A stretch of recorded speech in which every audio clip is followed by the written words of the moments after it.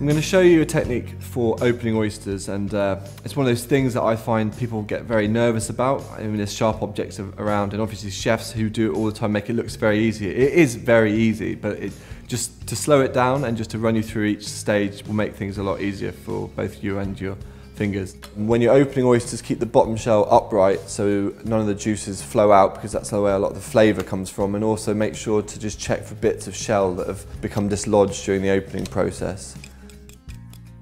The simplest way, the way I do it, is to get a tea towel in your hand. Always have a tea towel in your hand. Put the oyster in there.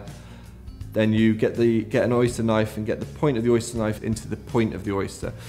Then move the oyster left and right. Don't move the knife, move the oyster, and let the knife just sit there, because you don't want to be moving the knife around. You just twist and you'll feel it just go in. The moment you feel it go in, twist it 90 degrees.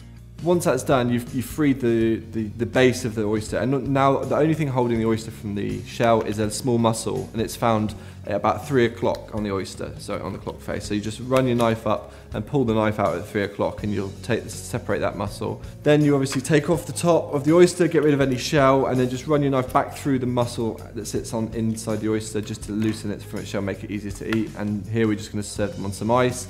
Traditional condiments, shallots with some red wine vinegar, some Tabasco, lemon juice, very, very simple. Nothing more elaborate needs to be done, and like I say, once you've opened them, you can explore for yourself some other techniques of how to eat oysters.